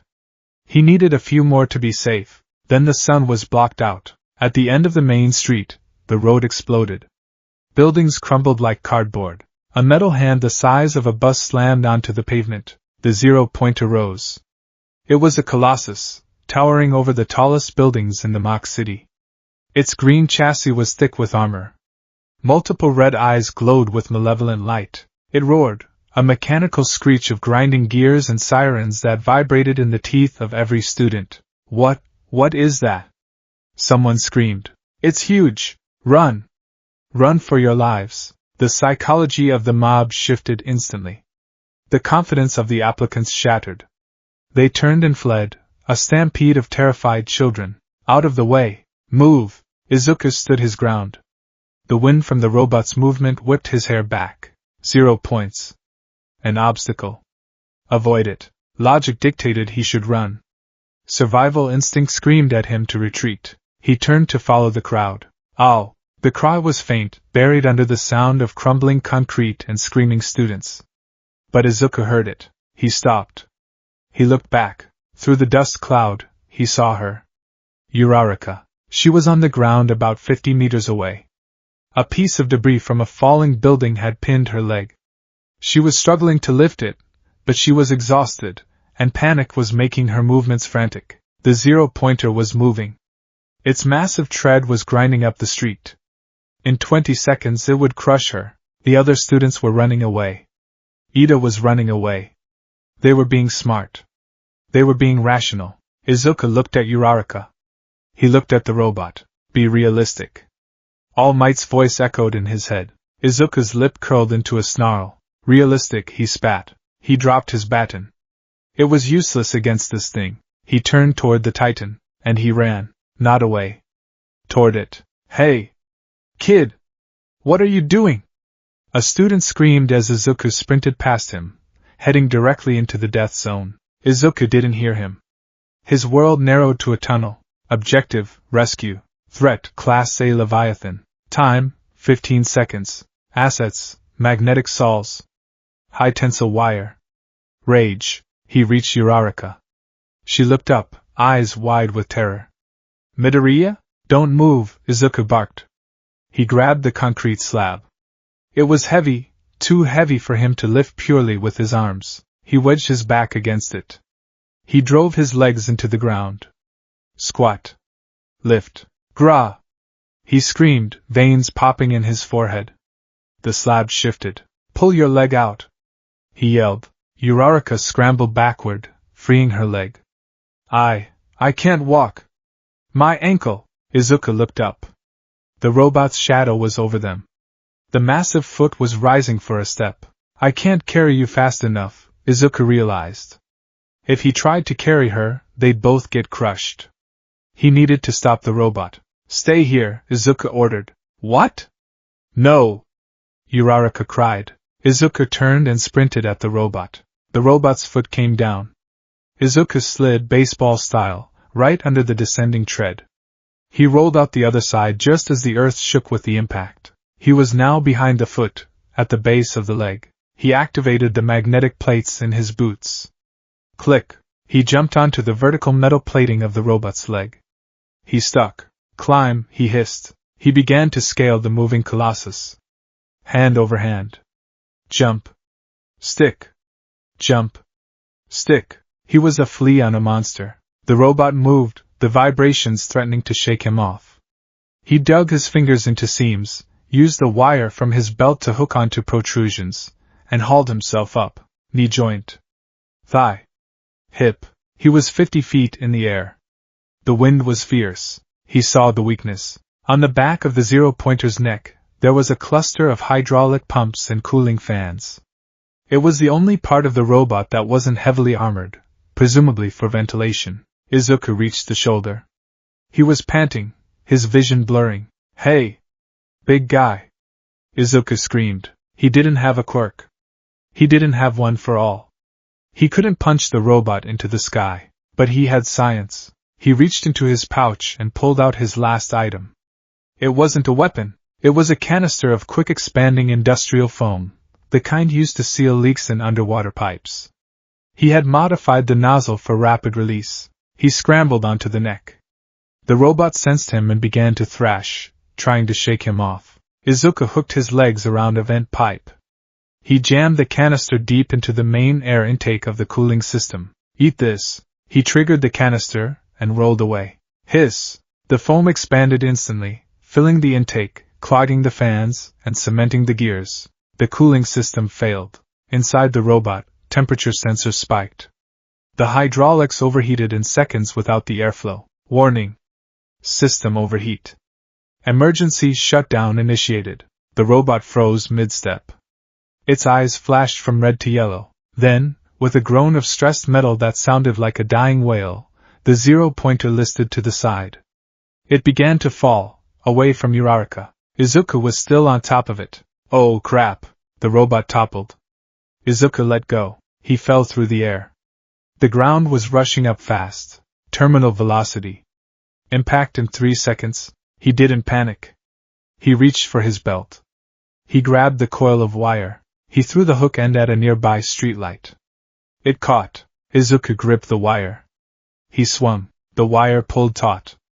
It wrenched his shoulder socket, nearly popping it out, but it converted his vertical fall into a horizontal arc. He swung around the pole, killed his momentum, and dropped the last 10 feet. He hit the ground in a roll, tumbling across the pavement until he came to a stop face up. Silence. The dust settled. The massive zero-pointer lay motionless, defeated not by a punch, but by a clogged pipe.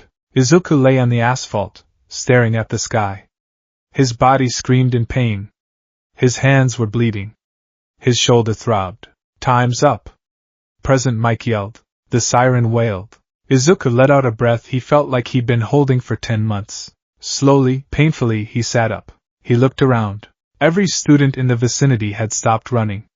They were staring at him. Uraraka was staring, tears in her eyes. Ida was staring, his glasses crooked. Even Bakugo, who had emerged from another zone, was staring with a look of utter incomprehension. Did? Someone whispered. Did the quirkless kid just take down the zero-pointer? He didn't even punch it, another murmured. He broke it. Izuku stood up. He swayed slightly. He looked at his hands. They were shaking, but they were strong. Recovery Girl was already making her way through the crowd, handing out gummies. Izuku limped over to Uraraka. Are you okay? Uraraka looked up at him. She looked at the giant robot behind him. Then she looked back at him. You're crazy, she whispered, a smile breaking through her tears. You're absolutely crazy. And you're my hero. Izuku froze. Hero. It was the first time anyone other than his mother had called him that.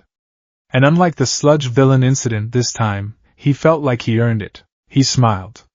It was tired, and his face was dirty, but it was real. I'm just getting started. 1 week later, the apartment was quiet. Inko Midoriya was pacing the floor, wringing her hands. The letter was on the table. Izuku sat in front of it. He hadn't opened it yet. Izuku, his mom whispered. Whatever happens, I'm proud of you. Izuku took a breath. He tore the envelope open. A holographic disc fell out. It activated, projecting a screen onto the wall. I am here! All Might appeared on the screen, wearing a bright yellow suit. As a projection, Izuku leaned forward. Young Midoriya! All Might boomed. You did well on the written exam. A perfect score. Incredible. However, on the practical, Izuku's heart sank. You scored 45 villain points. A respectable number. But usually not enough to guarantee a spot in Class 1A. Izuku closed his eyes. I failed. But, Izuku opened his eyes. This is a hero course. All Might shouted, leaning into the camera. And what kind of hero course would reject someone who saves others? The video shifted. It showed a clip of Uraraka in the interview room, pleading with President Mike to give her points to Izuku. He saved me, Uraraka said on screen. He jumped at that giant robot when everyone else ran. Please, give him my points. Izuku felt tears prick his eyes. You don't need her points, young Midoriya, All Might declared. Because the judges look for more than just destruction. We look for the spirit of a hero. A scoreboard appeared. Izuku Midoriya. Villain points, 45. Rescue points, 60. Total, 105. 60 rescue points. All Might shouted. For risking your life without hesitation. For using your head to save a comrade. You passed with flying colors. All Might extended a hand toward the camera. Izuku Midoriya. You proved me wrong. You proved the world wrong. Welcome to your hero academia. The hologram faded. Izuku sat in the silence. His mom was crying, hugging him from behind. Izuku looked at his hands. The scars from his training were faint white lines. He didn't cry this time. He clenched his fist. I'm in. The game had changed. Uehai had just let a wolf into the sheepfold. And Izuku was hungry. The uniform was heavy, not in terms of physical weight. The high-quality gray blazer of Uehai School was light, breathable, and tailored to perfection. It was heavy with implication. To the outside world, the gold buttons were a badge of honor, a sign that the wearer had been chosen by the gods of the genetic lottery to protect society. To Izuku Midoriya, checking his reflection in the hallway mirror of his apartment, the uniform was camouflage. He buttoned the blazer over a white dress shirt that felt tight across his chest. His neck had thickened over the last 10 months, a column of muscle corded with veins that spoke of thousands of pull-ups and weighted shrugs. He adjusted his red tie, not with the frantic, clumsy fingers of a nervous boy, but with the precise movements of someone checking gear before a mission. Izuku? Are you ready? Inko Midoriya stood in the doorway. She looked at her son, her hands clasped anxiously at her chest.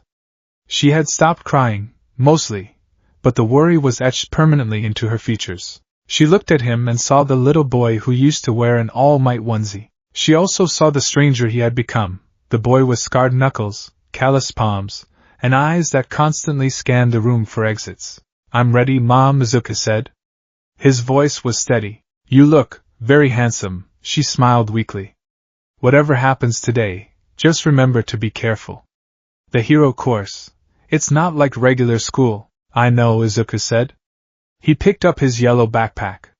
It didn't contain textbooks.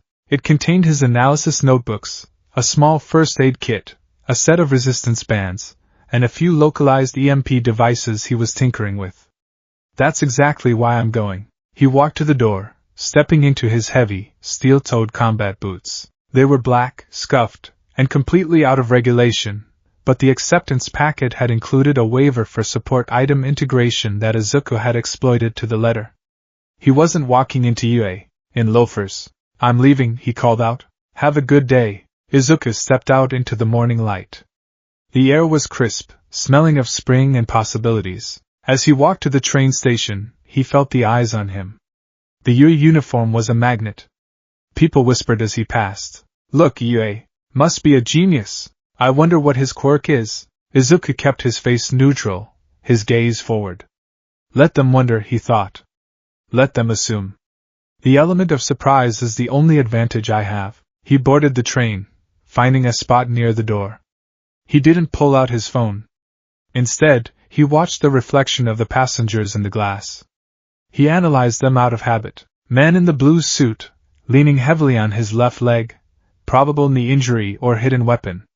Woman with the pink hair, floating her coffee cup, telekinesis, low level based on the strain in her fingers. The world was a battlefield of information, and Izuku was hoarding it all. The gates of Olympus, UA High School was excessive. The main building was shaped like an H, a towering glass and steel monument to heroism. The front gates were massive, designed to accommodate students with gigantification quirks or mutant physiology, but they also served a psychological purpose. They made you feel small. Izuku walked through them without pausing. He checked the map on his phone. Class 1A. The hallways were wide and polished to a mirror shine. Izuku navigated them efficiently, ignoring the whispers of other students. He reached a door that was enormous, easily 20 feet tall. 1A. He stood before it. This was the threshold. On the other side of this door were the elite. The recommended students. The powerhouses. The people who had been told yes their entire lives. Izuku took a breath. He visualized the flame in his chest, the cold anger that fueled his engine. He pushed the door open. The classroom was already loud. Don't put your feet on the desk. The voice was familiar. Tenya Ida? The boy with engines in his calves and a stick up his spine. He was chopping the air with his hand, reprimanding none other than Katsuki Bakugo. Bakugo was lounging in his seat, feet crossed on the desk, looking like he owned the place. Ha! Bakugo sneered. Who are you to tell me what to do, Four Eyes? I am Tenya Ida from Semi-Private Academy. Sama? So you're a damn elite, Bakugo grinned, a predator look in his eyes. I'll have fun crushing you. Crushing me? Ida looked horrified. You truly wish to become a hero with that attitude? Izuku stepped into the room. The noise didn't stop, but the atmosphere shifted. Bakugo's eyes snapped to the door. His grin vanished, replaced by a scowl of pure, unadulterated loathing. Deku, Bakugo growled. Ida spun around. Ah. You. Ida marched toward Izuku. The class, about 15 students so far, turned to watch. Midoriya, Ida said, stopping a respectful distance away. I must apologize again for the entrance exam. I misjudged you. You perceived the true nature of the test while I was blinded by the surface rules. I hate to admit it, but you are the better student. Izuku looked at Ida. The boy was intense, rigid, and loud, but he was honest. I didn't perceive anything magical, Ida, Izuku said calmly, walking past him toward a desk near the back. I just didn't panic. Hey, Bakugo was out of his seat.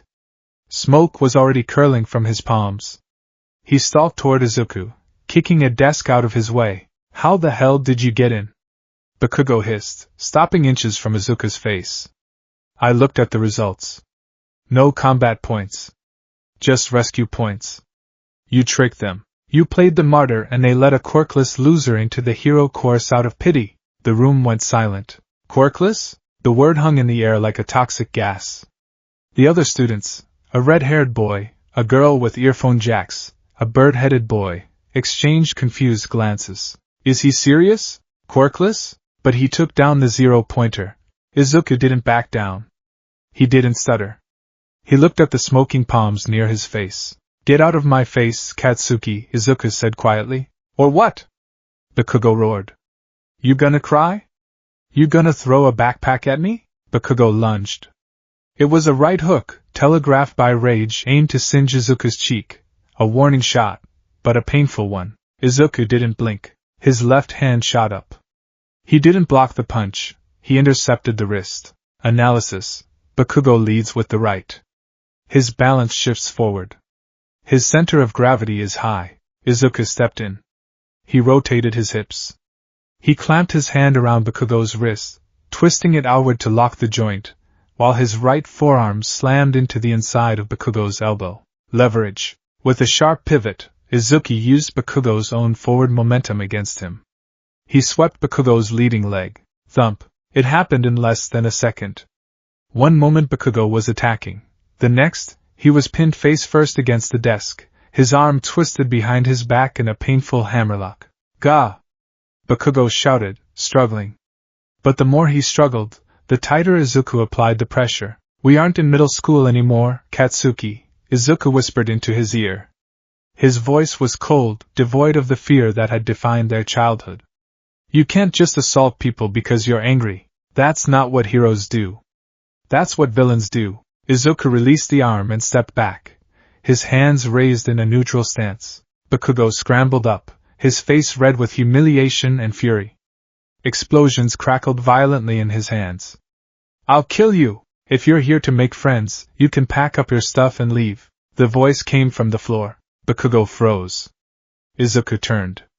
The class looked toward the doorway. Lying on the floor, wrapped in a bright yellow sleeping bag like a monolithic caterpillar, was a man. He looked exhausted. His hair was black and messy, his eyes were bloodshot and dry, and he had a scruffy beard that suggested he hadn't looked in a mirror in days. He sucked on a pouch of jelly drink, then stood up, shedding the sleeping bag. "It took you 8 seconds to quiet down," the man muttered, checking a stopwatch. "Time is a limited resource.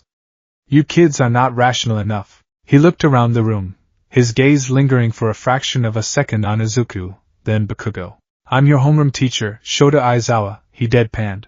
"Homeroom teacher?" the class exclaimed. This hobo was a pro-hero. Izuku narrowed his eyes. "Shota Aizawa. The name isn't in the top charts." "Underground hero?" "The scarf. It's a capture weapon. Cloth woven with carbon nanofibers and metal alloy. That fighting style. Eraserhead." Izuku felt a jolt of recognition. Eraserhead was a legend in the underground forums. A hero who fought almost entirely without a destructive quirk, relying on martial arts, stealth, and his capture tape. If anyone can teach me, Izuku thought, it's him. Aizawa reached into his sleeping bag and pulled out a stack of blue uniforms. "Put these gym clothes on and head to the grounds," Aizawa said, tossing them onto the front desk. "We're doing a quirk apprehension test." The rational ruse. The P grounds were vast, an open expanse of dirt and track under the bright sun. The students of Class 1A stood in a cluster, wearing their blue UA gym tracksuits. "A quirk apprehension test?" Uraraka asked, looking worried. "But what about the entrance ceremony? Or guidance counseling?"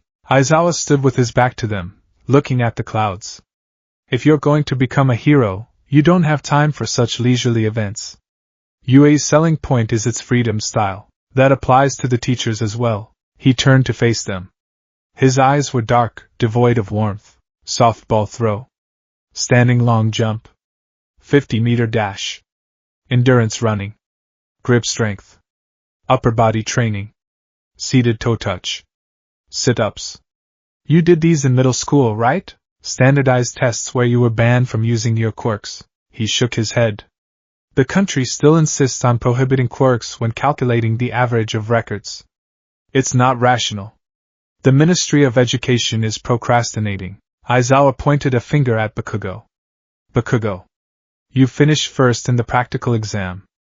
In middle school, what was your best result for the softball throw?" 67 meters, Bakugo grunted. "Then try it with your quirk." Bakugo walked to the circle. He picked up the ball. He glared at Izuku for a second before turning to the field. "You can do whatever you want as long as you stay in the circle," Aizawa said. "Hurry up. Give it all you've got." Bakugo wound up. He channeled his rage into his palm. Die! Boom! A massive explosion propelled the ball. It shot through the air like a cannon shell, leaving a trail of smoke. Aizawa held up his phone. "Know your own maximum limit first." He showed the screen. 705.2 meters. Whoa! 700 meters? Are you kidding? This looks like fun. We can use our quirks as much as we want. This is awesome. The class was buzzing. This was what they had been waiting for. A chance to show off. Izuku stood silently near the back. He watched Aizawa. He saw the teacher's eyes narrow at the word fun. "Fun, huh?" Aizawa muttered. "You have 3 years to become a hero. Will you have an attitude like that the whole time?" He smiled. It was a terrifying, jagged smile that didn't reach his eyes. "All right. Whoever comes in last place in all 8 tests will be judged to have no potential." Aizawa's hair lifted slightly. "And will be punished with immediate expulsion." The air left the clearing. Expulsion? Uraraka shrieked. But it's the first day. That's too unreasonable. Natural disasters. Big accidents. Selfish villains, Aizawa listed. Calamities whose time or place can't be predicted. Japan is covered with unfairness. Heroes are the ones who reverse those situations. If you wanted to go talk to your friends at Mickey D's after school, too bad. For the next 3 years, Yui will do all it can to give you one hardship after another. He curled his finger. Go beyond. Plus ultra. Overcome it with all you've got. Izuku clenched his fists. Expulsion. He looked at the class. Most of them were panicking. But Izuku felt a strange calmness settle over him. He had analyzed the UA handbook. He knew the expulsion rates. Aizawa Shota had expelled an entire class of freshmen the previous year because he deemed them irrational. This wasn't a bluff. But it was also an opportunity. Izuku looked at his classmates. Ashido Mina, acid. Good for mobility and offense. Azuri Tsuyu, frog. High agility. Ida Tenya, speed. Uraraka Ochako, zero gravity. They all had quirks that enhanced their physical performance. Izuku had muscles, physics, and 10 months of hell. I don't have to be first, Izuku calculated. I just have to not be last. He looked at the smallest student in the class, Mineta, and the invisible girl, Hagakure. He looked at Aoyama, the boy with the laser belt. If I can outperform them in pure athletics, I survive. Test 1, 50-meter dash. Ida stepped up against Azuri. On your marks. Get set. Pow! Ida was a blur. 3.04 seconds. Azuri hopped across. 5.58 seconds. Next up. Uraraka vs. Ojiro, tail boy. Uraraka lightened her clothes. 7.15 seconds. Ojiro used his tail to kick off. 5.49 seconds. Midoriya. Bakugo. Izuku walked to the line. He crouched into a sprinter's starting block stance. He dug the toes of his weighted boots into the dirt. Bakugo stood next to him, vibrating with anticipation.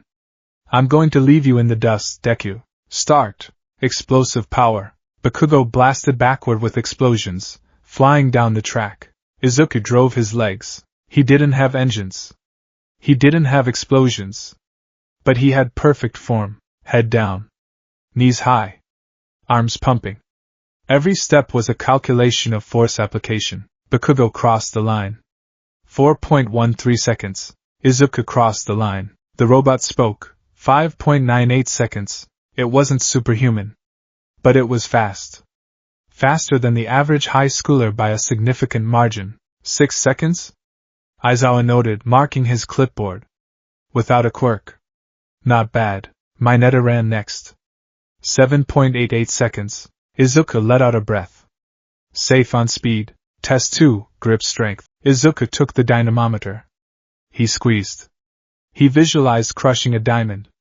The veins in his arm bulged. 75 kilograms. He looked over. Mizo Shoji, the boy with multiple arms, had squeezed 540 kilograms. But then he looked at Mineta. 20 kilograms. He looked at Hagakure. 35 kilograms. Safe. Test 3, standing long jump. Bakugo flew across the sandbox using explosions. Aoyama used his naval laser to propel himself backwards. Izuku stepped up. He didn't have a propellant. But he had parkour. He swung his arms. He leaped. In the air, he tucked his knees to his chest to maximize distance, then extended at the last second. He hit the sand and immediately rolled forward to carry the momentum. 2.8 meters. It wasn't the flight of Bakugo, but it cleared the pit. Test 4, repeated side steps. Izuku moved like a metronome. Left, right. His agility training at the dojo paid off. He was a blur of motion. Mineta, surprisingly, was excellent at this, bouncing like a rubber ball. This one is tricky, Izuku thought. I'm middle of the pack here. The climax, the ball throw. The test continued. Izuku was sweating, his muscles burning, but he was holding his own. He wasn't dominating, but he was surviving. He was consistently placing in the middle, outperforming the students with non-physical quirks or poor fitness levels. Then came the ball throw. Uraraka stepped up. She threw the ball and touched it. It floated up, and up, and up. Infinity, the machine read. The class cheered. Midoriya, Aizawa called. Izuku walked to the circle. This was it. The hardest test for him. Without a quirk, throwing a softball for distance was purely mechanics. Even with perfect form, he couldn't compete with explosions or zero gravity. He picked up the ball. It felt light. He looked at Aizawa. The teacher was watching him like a hawk. He's waiting for me to fail, Izuku thought. He's waiting for the quirkless kid to prove he doesn't belong. Izuku took a deep breath. He couldn't use a quirk. But he could use physics. He widened his stance.